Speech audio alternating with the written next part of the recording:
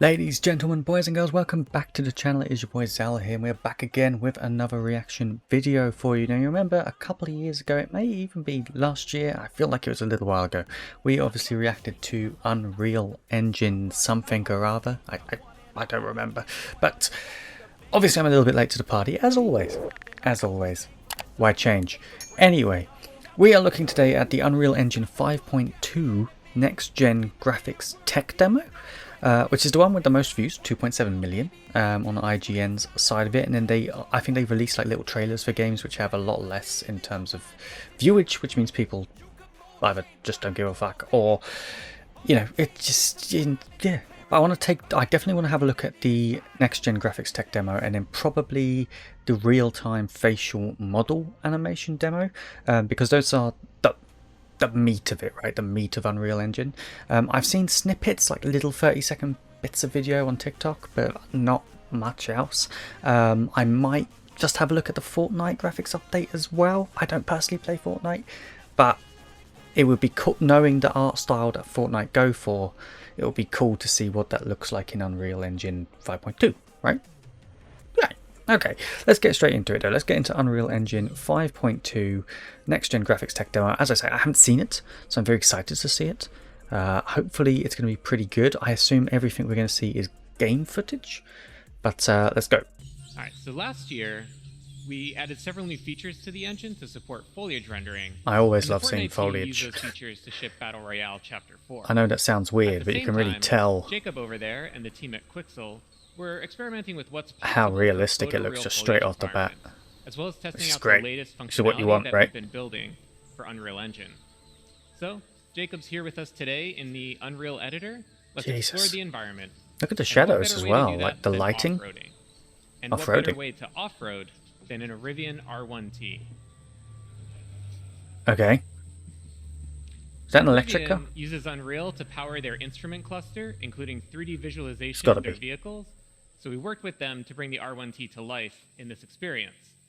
Let's head on out, Jacob. Sure thing, on my way. All right. So we're building. Wait, was that the? Hold on, go back. Was that the lighting from the bottom of the experience? Cluster, hold on. Including 3D visualization of their vehicles. So we worked with them to bring the R1T. Look, there's like a whole. Do you know when sometimes you open a car door, you can add like your own custom holograms, like not holograms, but lighting to the bottom? They've done it with. That's pretty cool. To life in this experience. That's pretty cool. Let's head on out, Jacob. Jesus, I'm just looking at that like fallen tree on the left. That already looks insane. We're building tools for interactive and dynamic worlds. So here we have chaos physics simulating rocks that tumble as we drive over them, leaves bend out of the way, and we also added some real-time fluid simulation. That's very cool. The bubbles and everything. Unreal's chaos vehicle model to simulate the suspension of the truck. Yeah, I was going to say the suspension. Holy shit. Chaos also simulates how the tires compress and deform, and Meta Sounds enabled the team to precisely resynthesize the sounds of the electric motors and mix them with the ambisonics of the jungle. I was going to say the sound of like the car going over the boulders and over the terrain sounds like really nice. Like really realistic. I didn't know if that was part of it, but it clearly is. I don't know why I thought Unreal Engine was just graphical. It's obviously sound and audio as well, which is new to me. Clearly I'm a noob with this, but my goodness.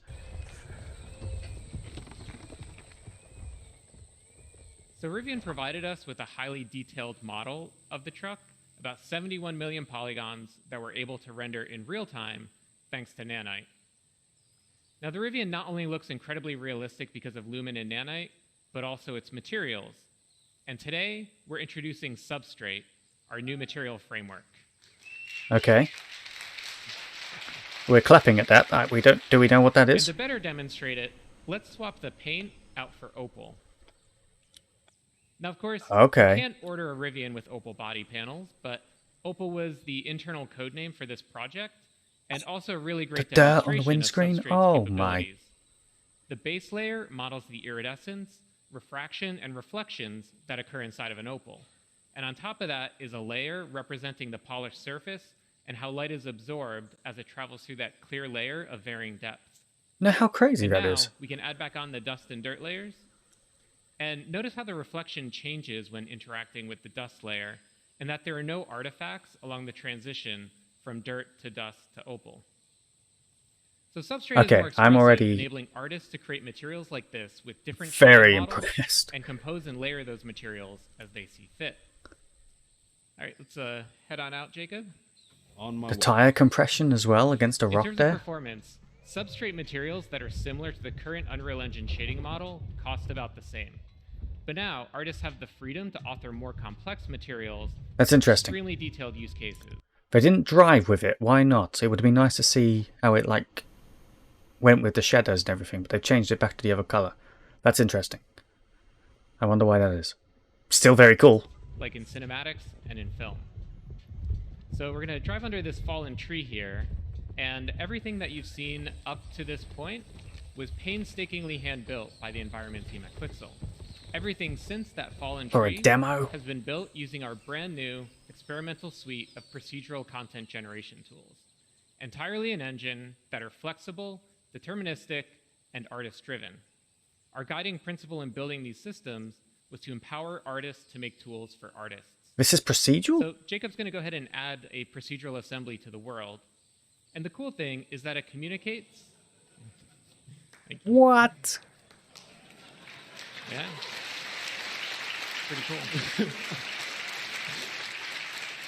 Communicates with other nearby procedural elements in the scene, like the creek bed.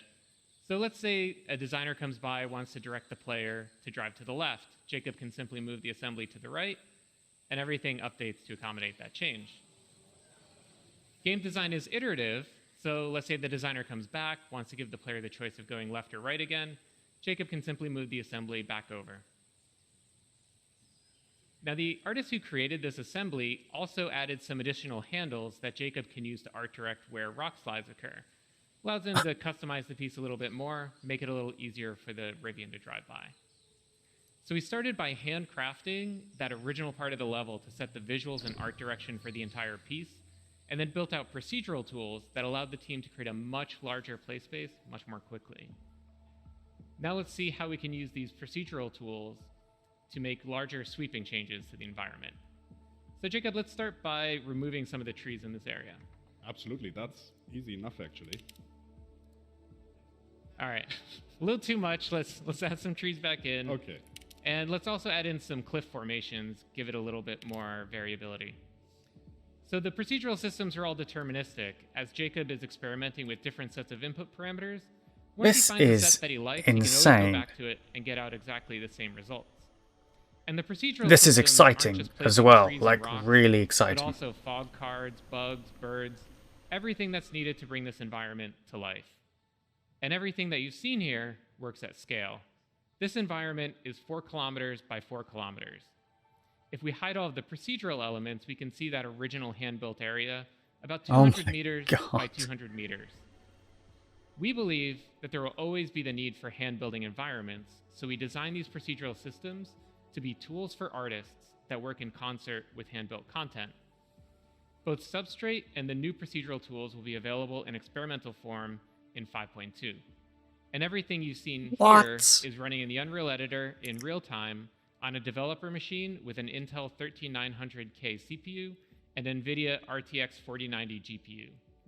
Yeah, so top of its class in GPU and CPU, but I feel that's what you would need and what you should have if you're making stuff like that, I imagine. Okay, alright. Let's go to the next stuff, and that actually reminded me there was something else I wanted to see on here. I'm already massively impressed.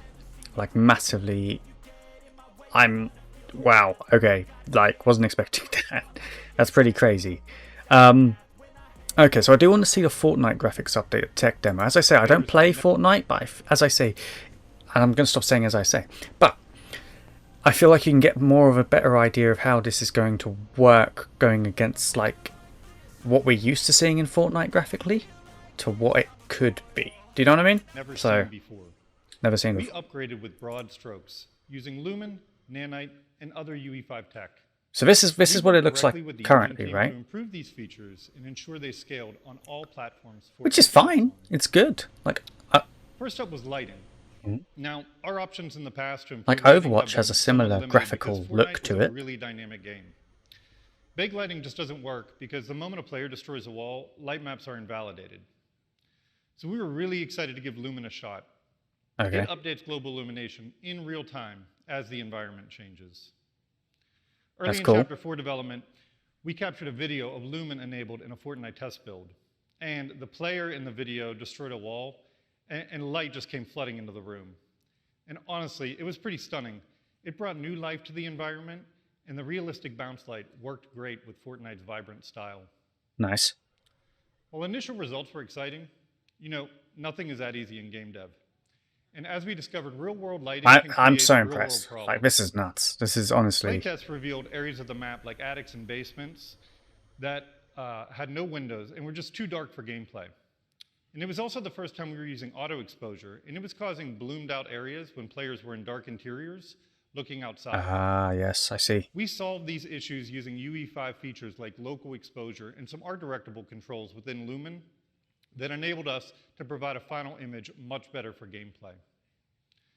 While the art team refined content, the engine team provided some new scalability options so that we could run Lumen on next-gen consoles at 60 frames per second. In addition to lighting, Nanite opened the door for This us is all to add an Fortnite? This incredible has amount of changed detail to the Fortnite since island. I first It was played it. introduced in UE5 as a virtual And I only played it geometry once. system that supports I sucked. extreme mesh complexity.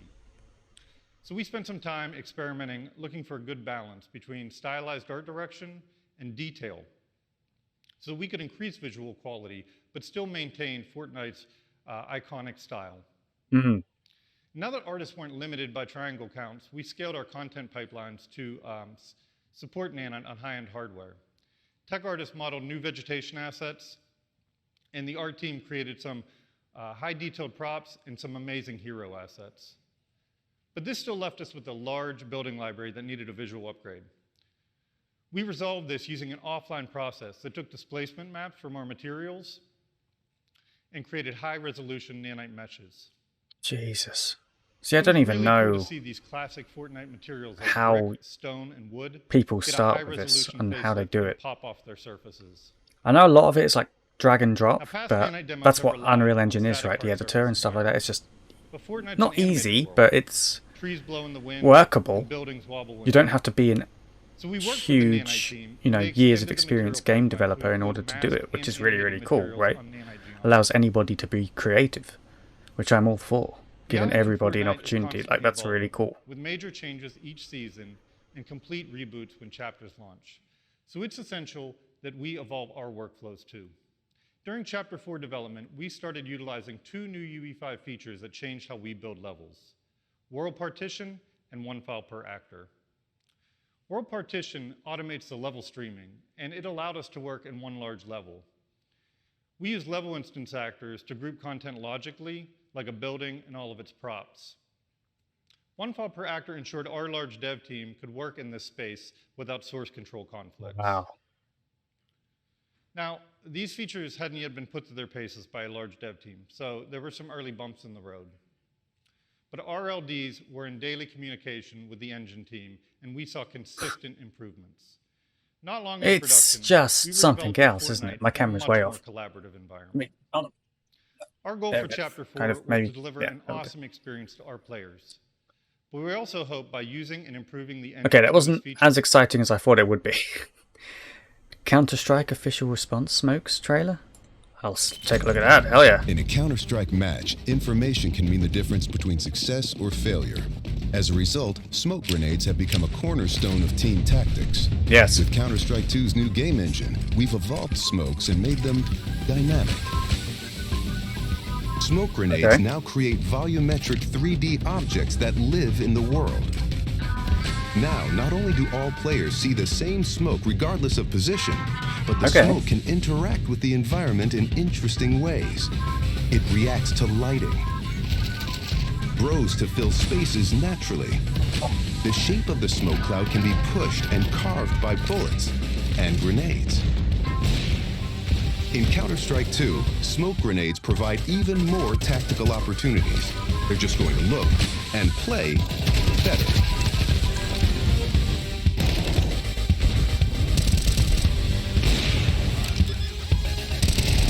This, honestly, that...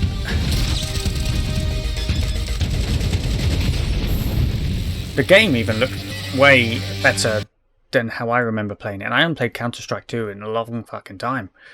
Have I played Counter-Strike 2? Maybe. What did I play? Counter-Strike Global Offensive? It's the one with that map. The map that everybody plays. The real-time facial model. Because I've seen some of this on TikTok. And it's, I'll be honest, it's taken my fancy. Our guiding vision for Metahuman has been the democratization of Metahuman. technologies, allowing you to work faster and see the results immediately.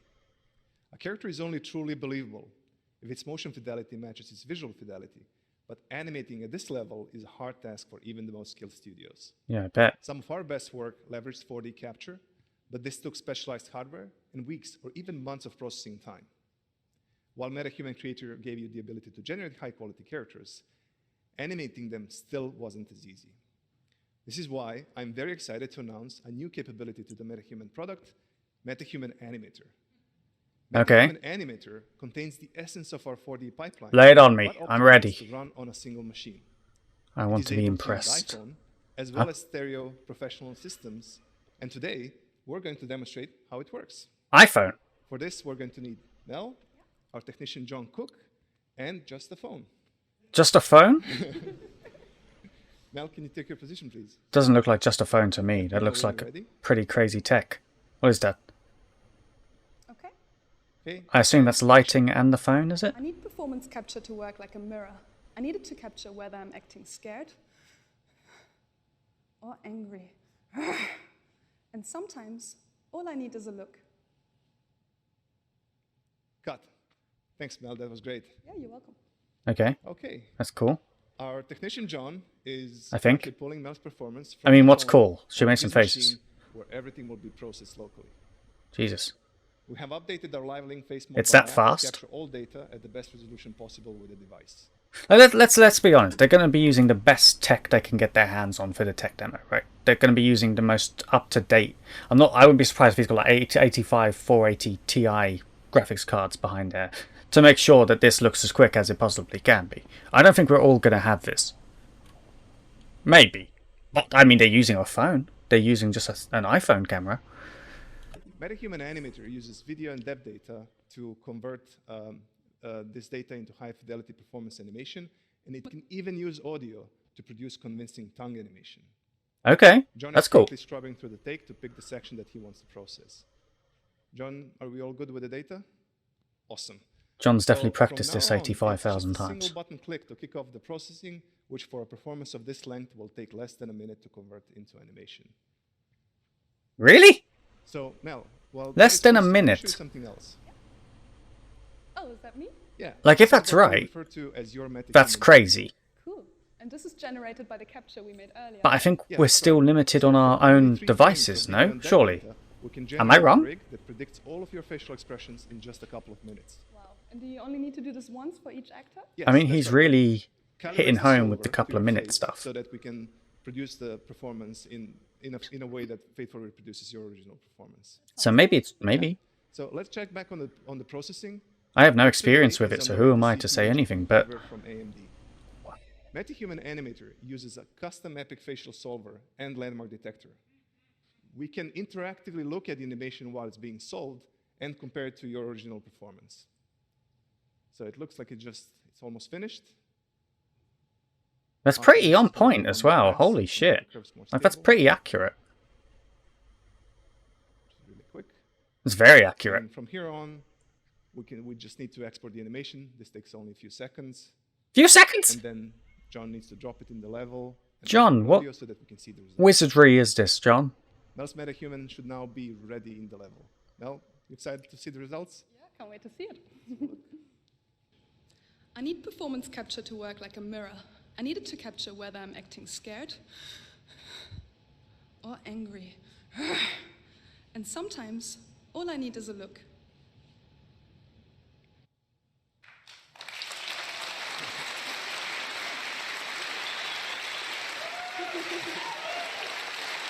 What? Thank you all. So, Mel, what do you think? I think it's incredible because it usually takes months between performance capture and getting any results back. So this is blowing my mind. And all of this is solved directly onto animator-friendly controls. My God, look at In this that. case, we are That's using so a cool. bespoke 4D rig, which we created together with It's so fucking Blade 2, but it's also ready to use on any Metahuman or any other rig that follows our new Metahuman standard. Let's have a look at that. I need performance capture to work like a mirror. I needed to capture. What the fuck is whether I'm that? acting scared, They can just change the model? angry, and sometimes all I need is a look. So the scene take works even on stylized characters. Bro. Bro. Are you fucking me right now? That is nuts. Okay, the last one we've got to look at is the Unreal Fortnite tech demo. As I say, I don't play Fortnite. I haven't done. I played it once, and I'll be honest, ain't for me. Ain't for me, Chief.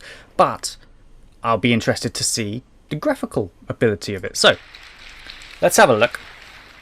It's a good game to... Because Fortnite has its own style, right?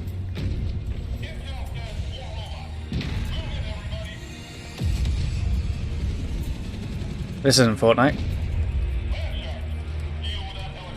It is Fortnite. What?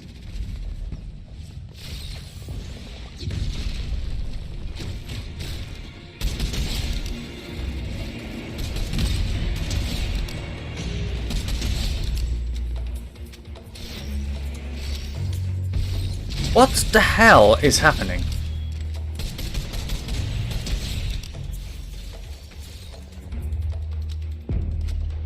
What we can do nowadays with technology is criminal. I'm glad that went well. All right, hey folks, so let's talk about how all this was made. Michael here has the scene open in Unreal Editor so we can take a closer look. For the environment, we built this level using Quixel Megascan assets, many of which are available in the Fab UEFN plugin. So I don't think Fortnite would ever look like this, because as I say, they have their own style, right? Their own style of the way that they, you know, the game. Using a creative device called a guard spawner, which generates the aliens that you saw at specific locations. However, we wanted to do more and introduce dynamic play that goes beyond what the current creative devices can do. So to do this, we used our new programming language called Verse. So in this short section of code, every second we grab the position of the player, and for each spawn location, we then calculate the distance to the player, and if it's within a certain threshold, we tell that guard to spawn into the level. So now we have gameplay that's more reactive. I imagine people are going to be able to do lots of stuff, especially like ChatGPT 4, and with these suites, like the Unreal Engine suite and coding, because you could technically just ask ChatGPT to make the code for you and then just paste it in. Basically, anyone can be a game designer. There's no excuse. If that's what you want to do, do it. You know what I mean? I guess technology, like what you can have in terms of your system, is more restrictive at that point. It's literally just hardware restrictive. This last shot from a slightly different perspective. So the other thing we featured in this section was a bunch of Niagara. Niagara is now available in UEFN. Niagara? A high-end VFX system. Oh, okay. So, cool. And just like in the movies, you can frame up shots and have great effects. So what we're going to do here is just set this up. So just like in the movies, you can have slow-mo too. Makes everything cool. better, right? Okay. So, and is that easy? Some of the stuff that you can do inside the sequencer. But let's get back to the game. Mate, Premiere Pro is a pain in the ass to do anything with slow-mo. In UEFN, you have access to Fortnite's time of day system. Or you could use what we did and do what we did and use a completely custom lighting solution. And thanks to Lumen, both daytime and nighttime honestly look great. Now, let's go to the final gameplay section and let's close out the demo. But as a reminder, everything that you're seeing here was created in the same version of UEFN that we're releasing today. I think I'm going to jump in here and help you, Ray. I'm all for that. This is live?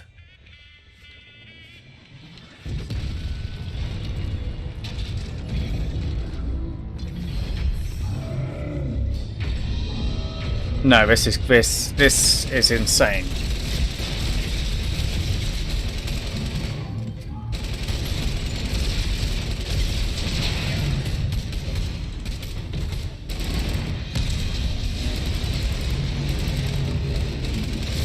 This is so cool. Seriously, so cool. The lighting! Look at the lighting!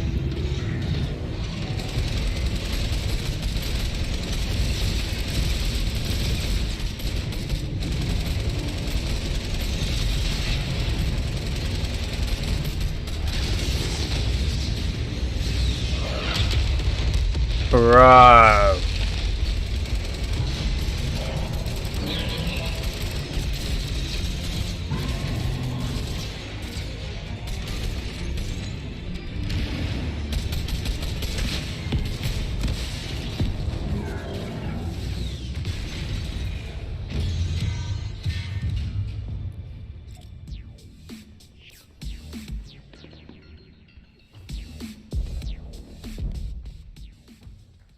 Thanks, Mike.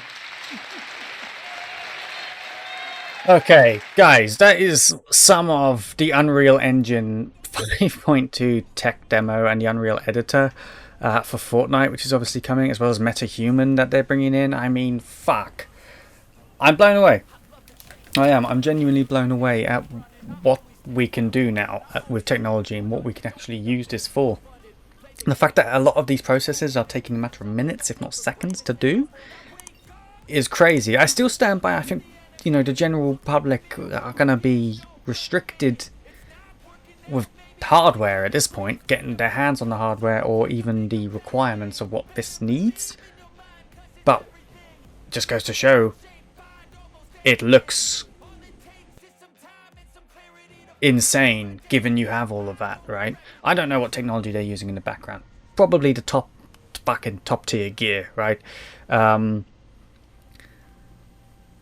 But fuck, I don't know. Maybe you can use it on maybe systems with 1080s?